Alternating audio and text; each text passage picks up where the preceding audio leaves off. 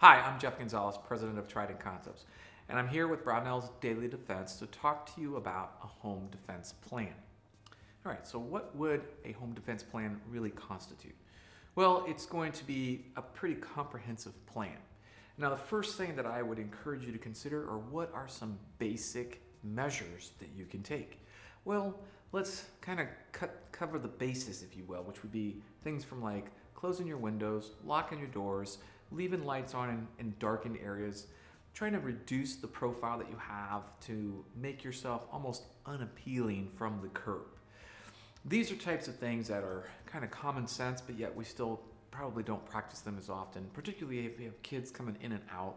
So it can make for a little bit more challenging scenario. Then after that, we need to define what type of disturbances are we talking about. So if we're in our home and we're having dinner, what type of disturbance are we looking at? Certain time periods, it's probably not unacceptable, but it's definitely not planned to have a knock at the door. So it's maybe 8 o'clock, 9 o'clock in the evening, and somebody's knocking at your door. How are you going to respond to that? What measures are you going to take to safeguard? Then there could be the, crashing window, loud noises, unrecognizable voices. That probably is a whole different type of disturbance that you need to think about. So there's a range of different scenarios that you can cover, leading from, the unknown person at the door to somebody that's clearly breaking into your home. What you'll need to do is take those situations and come up with a plan of action. What are you going to do and how are you going to do it when you are interacting with that stranger at the door past a reasonable hour? How do you manage that? Do you open the door all the way? Do you talk through the door? Do you make sure that the outdoor light is turned on? What about having a firearm nearby? These are the types of things that we talk about as far as developing a plan of action. At the very least, it should be, don't allow children to go up and answer the door at that late hour. Make sure that it's an adult that's interacting with the stranger.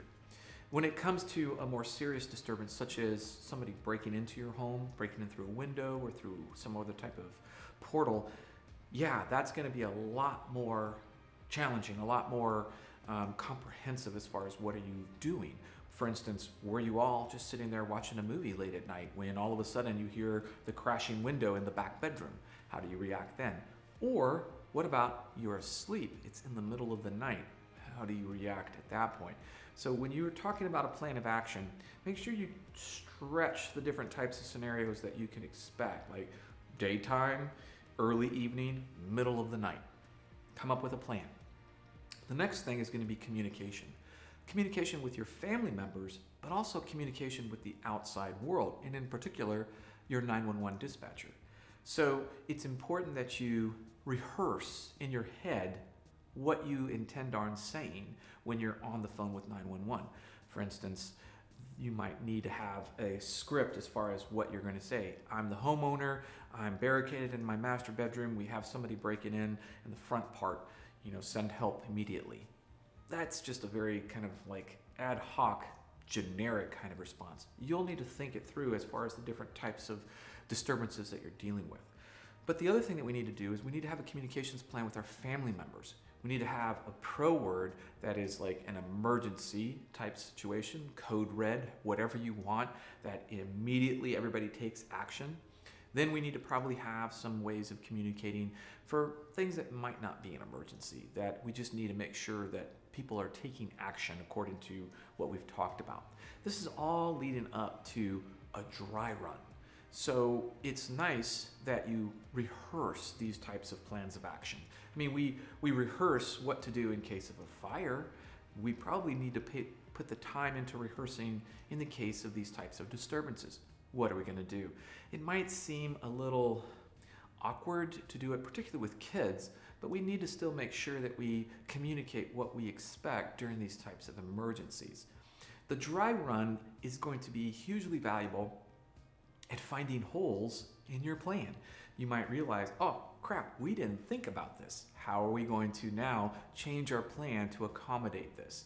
So the dry run is going to take into consideration the layout, the occupants, the activity that's going on, and you're going to find out that, oh man, we really didn't think all this through, or hey, we covered all of our bases. Excellent.